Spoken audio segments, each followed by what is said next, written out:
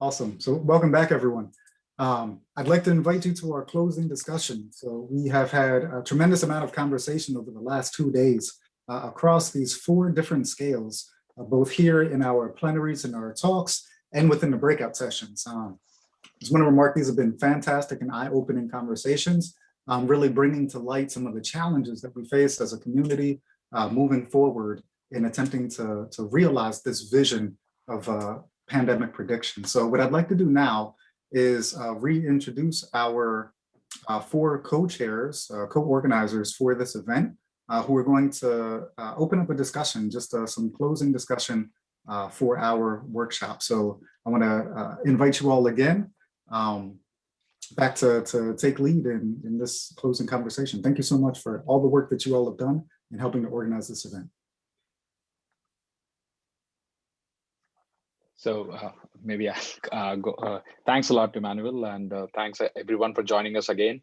I know it's been long 2 days, so we really appreciate you coming back to the webinar to hear the closing discussions. I think personally for me, it's been a really exciting 2 days with so many great speakers and sessions, and I learned a lot. I think that's fair to say that.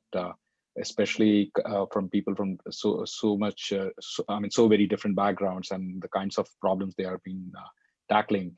I think I can see that how the variety of really great work which needs to be done to enable pandemic prevention and prediction. So I mean, from my perspective as a data scientist and machine learner, maybe what really came out to me was that there are a lot of open questions which I think which will be very fruitful and advance even the fundamental science in computer science, right? So one of them was like the bridge between data and machine learning, and the models and the machine learning, that how would you use ML to fill the gaps and where exactly it can help. I think that was very useful to see and hear from all the other modelers about what they see as the opportunities, right? And also hearing from the computer scientists and thinking about like what we can contribute there. The other thing I think which came out to me was also this notion of that maybe you cannot collect data on everything all the time.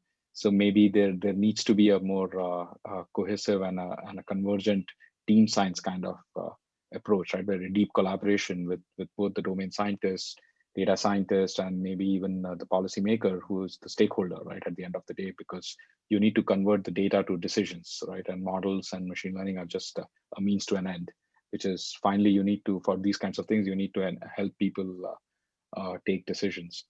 And I think the other major thing which I think became clear and the discussions were very helpful for me was also the role of environment and the feedback loops which you might get from human behavior, right? And what are the similarities and differences between these kinds of endeavors and say, let's say weather forecasting and traffic prediction. So there were lots of really nice, I think, analogies which people brought up. Traffic was one, weather was one, climate, then also acoustic waves. I remember somebody telling about that. So there are a lot of computational models to think about this, and it was useful to think about how what can they do for this problem and how they are different, and what kind of data needs to be done, what kind of new computational ideas, machine learning ideas have to be invented to take this feedback loop into account.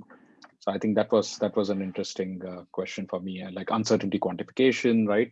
So things about which deal with really trying to highlight how the model and the data differ, and where exactly you need to have some statistical fits, right? And these kinds of questions became much clearer in my mind. So yeah, with that, I think I'll leave to John, I guess, if he wants to go next. Sure, thanks, Aditya. You gave a great summary. I might just add a few other points. It was a great couple of days seeing folks from very different domains trying to come to a common language. And I think that was identified as one of the challenges, trying to find out how we can communicate across different domains, across different scales. And hopefully be bringing our tools to the table in solving these very complex problems of pandemic prediction and prevention. I think for me, I would emphasize one of the points that Aditya brought up, that there are at least two kinds of modeling that were described. One is a mechanistic kind of modeling, and think either epidemiological modeling that you might see in the SIR type models, or this could be biophysical or biochemical that you might have in molecular or cellular processes. So there are mechanistic, and then there are also the data science ones that are really driven more by the data and less by, let's say, mass action kinds of mechanisms. And there are the value to both. The mechanistic models can give you insights into how things work, whereas the data science can enable prediction, but not necessarily give you insights. The mechanistic models, though, tend not to scale well to the big data. So we're trying to find ways to blend the insights and mechanisms of traditional modeling with the scalability of data science models. And I think I heard of some opportunities to move from genotypes to phenotypes to mechanistic parameters to mechanistic models, and maybe even ways of thinking about evolutionary processes in a computable way. I would emphasize one of the aspects of the data privacy that I've always heard the data scientists mention this as being important, but it somehow was brought home for me at this meeting, that if we imagine the best possible predictive model for the next pandemic, it will need to have a lot more data than we currently have. And that kind of data might be very much linked to our own behaviors. So there are other countries where monitoring and surveillance are much deeper than the US, and there's perhaps much better models of human behavior that can have their downsides. So we should just, I think that opens up the sorts of questions that will be examined in the fourth and last workshop on 22nd and 23rd of March, where the SPE, the social science, behavioral and economics divisions of NSF will be highlighting some of the challenges there. I should also mention that we have our third workshop starting this week, Thursday and Friday. I don't have the information on me, but maybe we can have someone put that up in the chat for us, and I'll pass this on to Paul then. Yeah, thanks so much, John.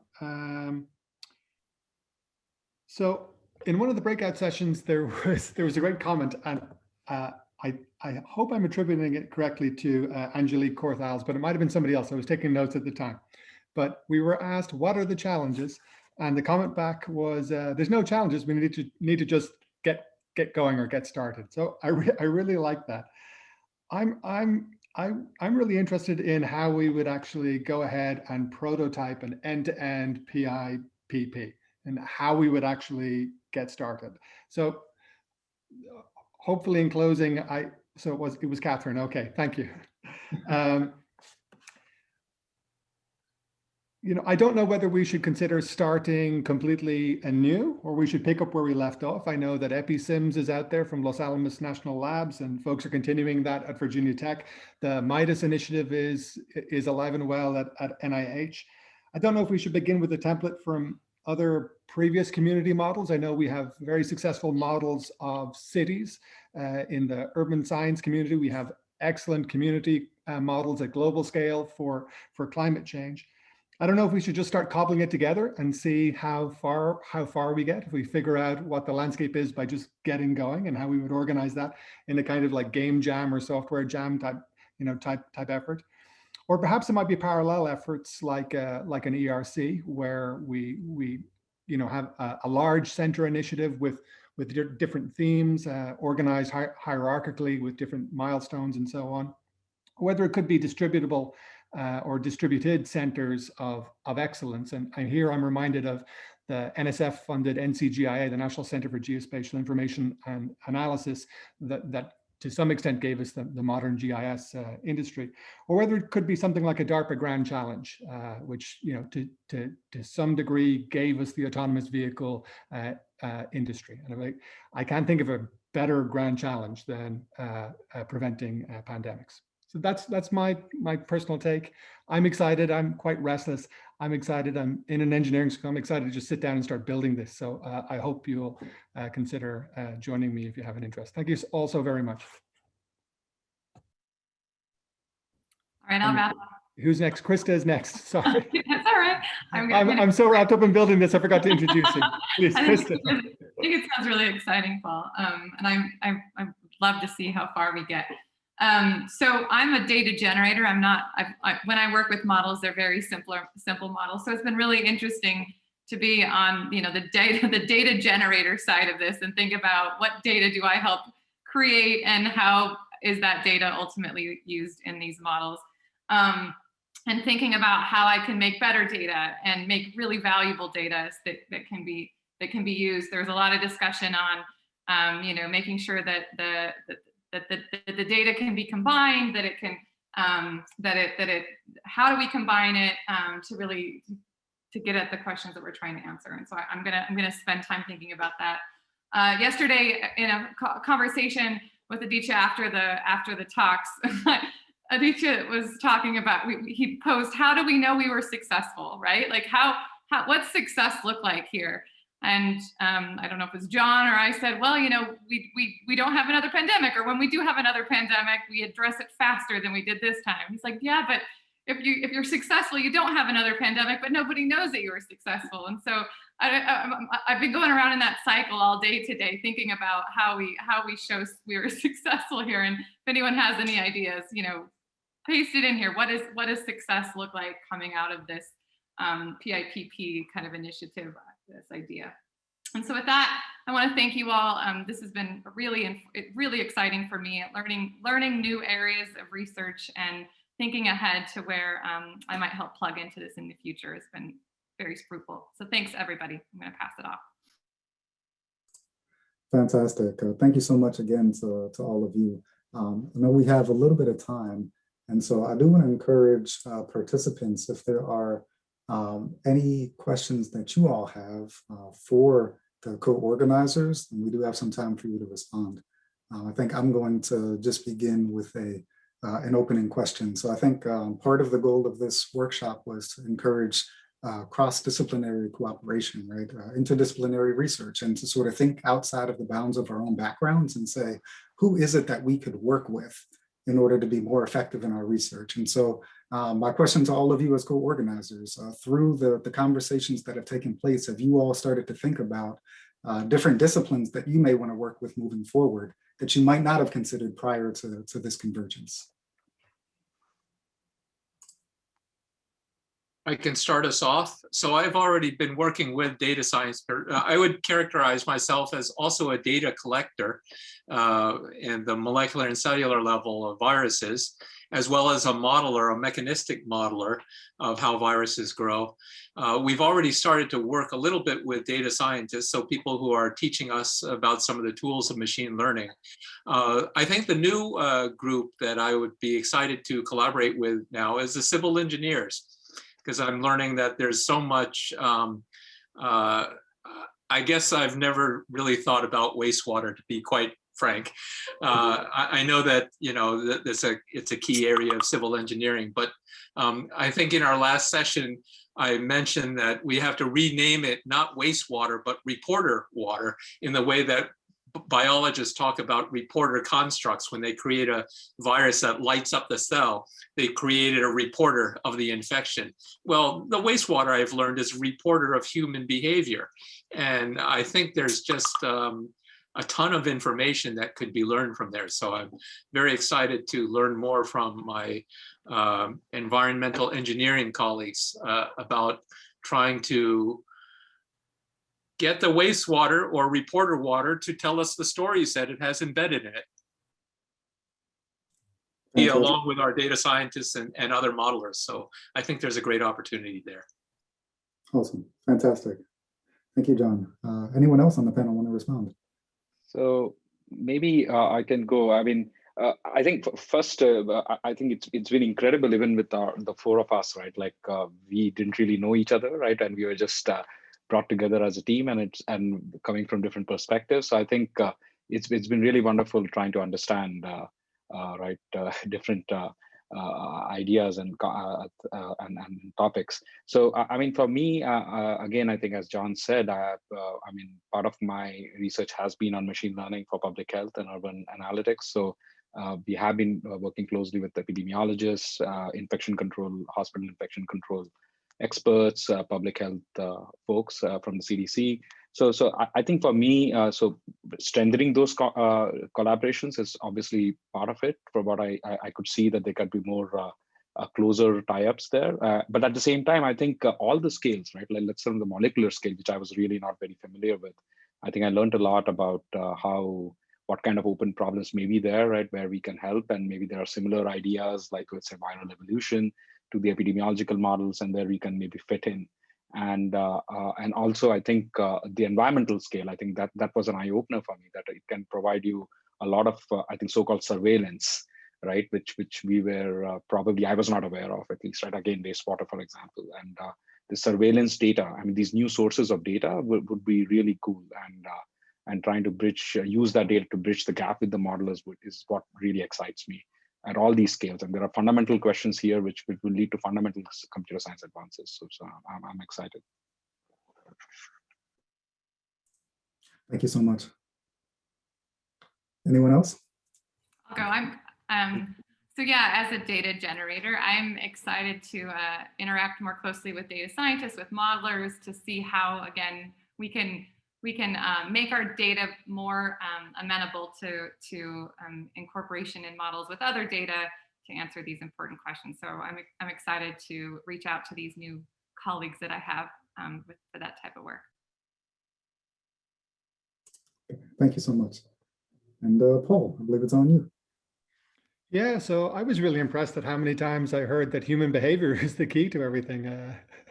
So that's, I mean, that there's plenty of people that work on human behavior. There's two divisions of NSF that work on human behavior, SBE and BCS, and they have lots of opportunities to work with other divisions. So that's great. One thing that I really noticed as well is that ontologies came up quite a bit. If we can all come up with formal representations, however that might be, in computer science, we have lots of ways to represent ontologies, but if we can all come up with ontologies at particular scales and for particular themes, or for our particular data, or even for our particular knowns and unknowns, that perhaps this might be a new area that machine learning and AI are actually quite good at. If we have all these ontologies in a common framework, maybe the AI can go to town on it and start creating links and webs, and then we might start to build new things from that. Of course, it might generate absolutely nothing, or a couple of rabbit holes that we don't want to go down, but it's something that we could try. And then I just wanted to also mention how impressed I was with the graduate students that participated here. A lot of them were part of the discussions, and I've said a couple of times, they would say, "Oh, I'm just here to listen and to learn," and as it always turns out to be the case, they had some of the most amazing ideas, and it was really, really fantastic to see them participating, holding their own with National Academy of Science people in the breakout rooms. And thank you so much for your wonderful ideas. It was really great, and I really look forward to see what you do with your careers and with your talents. Fantastic, fantastic. Thank you so much to all of you. We did have a question that came in through the chat, so I just want to sort of give attention to it just for a moment.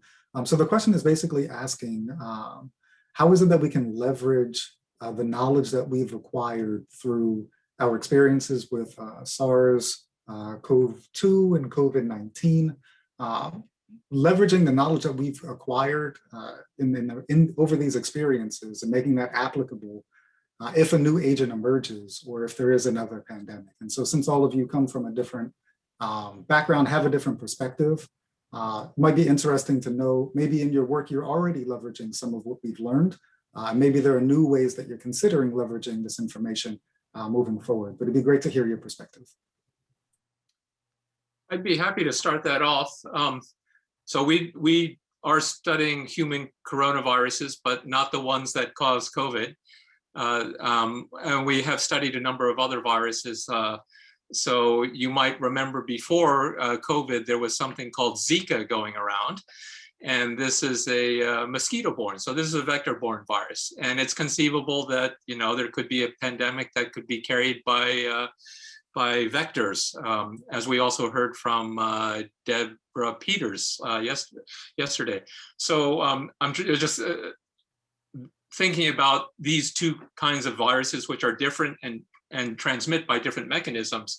I would say that much of the infrastructure that we will hopefully build for COVID-19, I think would be transferable. All the sorts of collaborations that would be useful between data scientists and mechanistic modelers and people who make measurements, I think would all be valuable to transfer over to other infectious agents. So the whole infrastructure of collaboration, common knowledge, data, how we work with data, I think that will be transferable.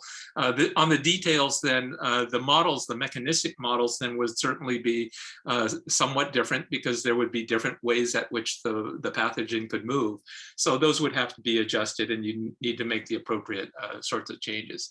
But I think overall, the most important part is setting up the framework that can be readily transferable to a whole lot of different pathogens.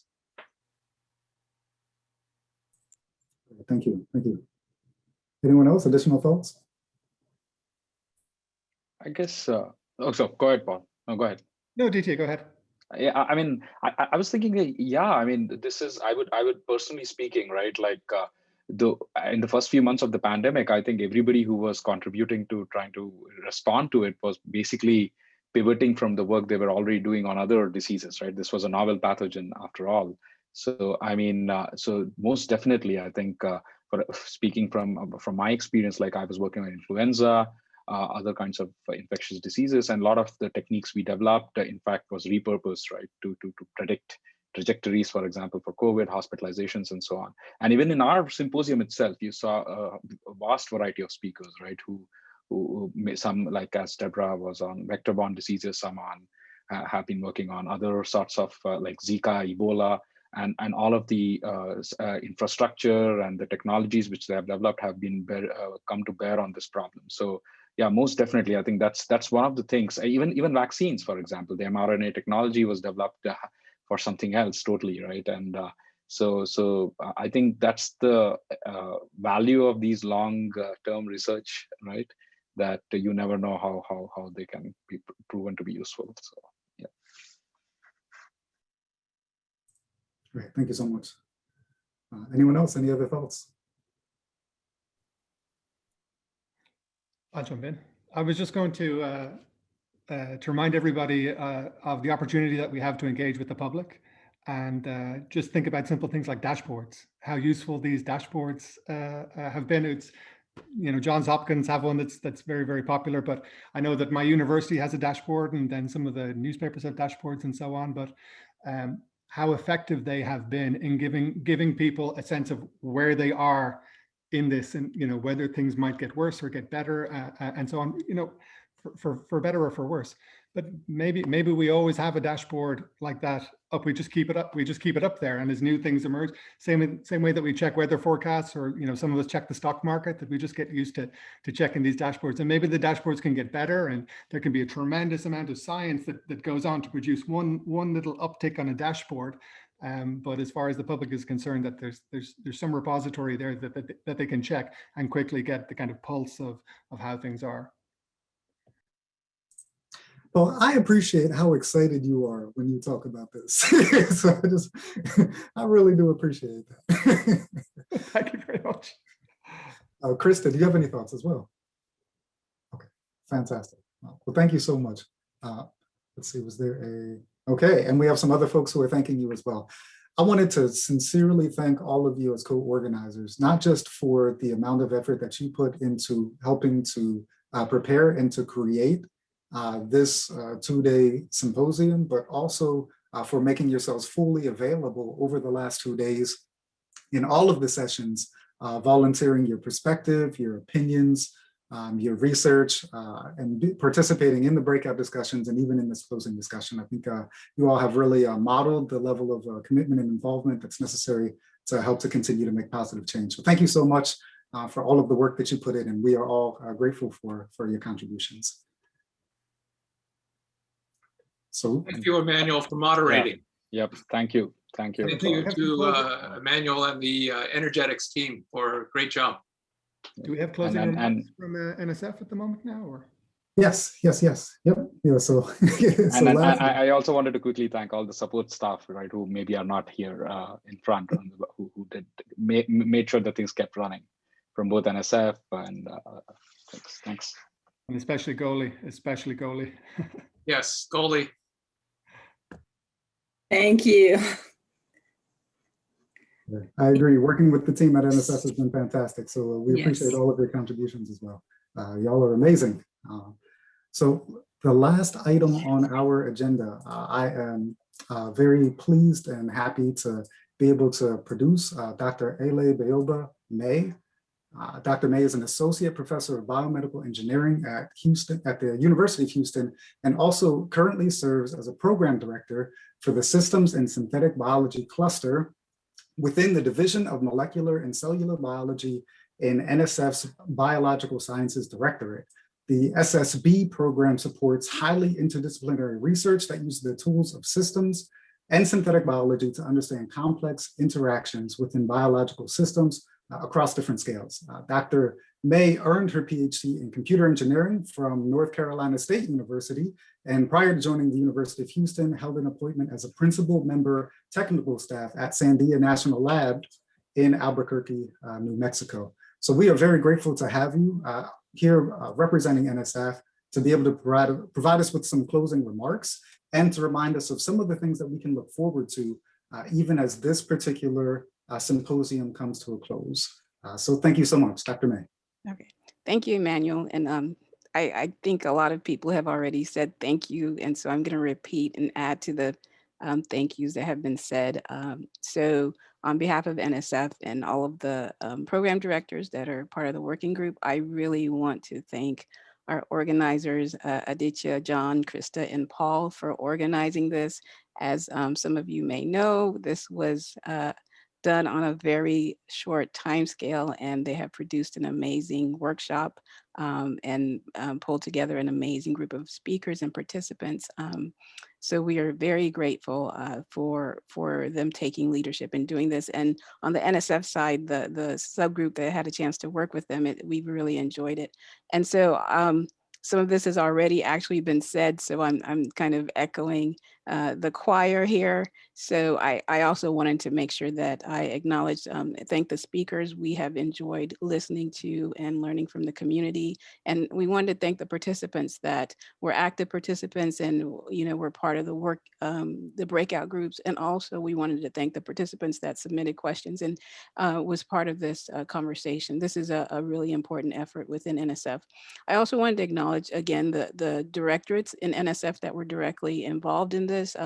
This has been a very collaborative effort within NSF, representing, and there's been, in terms of the working group, there's PDs from the biological sciences, of course, engineering, the computer and information sciences and engineering as well, social, behavioral, and economic sciences, and of course, the Office of International Science and Engineering. And so I just wanted to list those off just to give you the perspective that this is clearly a very interdisciplinary effort within NSF. We acknowledge and recognize that this is a challenging and complex problem. And so there is a working group within NSF that's trying to coalesce this PIP initiative, but there's also a subgroup that specifically worked with the organizers on this workshop. And so I wanted to acknowledge them. And you've heard from some of them, Mitra Basu, you heard from earlier, Wendy Nielsen, Mamadou Diallo, and of course, as has been mentioned, Goli Yamini. So Goli has been amazing, not only for this workshop, but for all the workshops. I think at the end of March, she'll get some sleep. So we definitely wanted to thank her for all her efforts. So I just have a couple of closing remarks, and I also wanted to again echo the thanks to Energetics for facilitating it. The facilitation has made the whole experience seamless and very enjoyable, and allowed everyone to participate. So what I kind of wanted to do is highlight a couple of things. This specific workshop has been particularly exciting for me, both personally in my own research interest, but specifically coming from MCB and as a program director in MCB, biology and the biological directorates, we recognize that things are multi-scale, right? Various things that we're interested in cross-scale. So within molecular and cellular biosciences, we're very interested in mechanism and the mechanisms that drive the higher level of organization and phenotypes that we see. So looking at the PIP question from the different lenses, from the multi-scale lens, has been really enlightening. And the different individuals that gave talks, whether you're looking at the host pathogen interaction, the evolution of the pathogen, all those important aspects have been brought forth. And so that has been very enlightening to me and and something that we appreciate. And I wanted to make a point because I know a lot of the work that has been discussed has gone to the modeling side. We talk about how do we aggregate all of this data.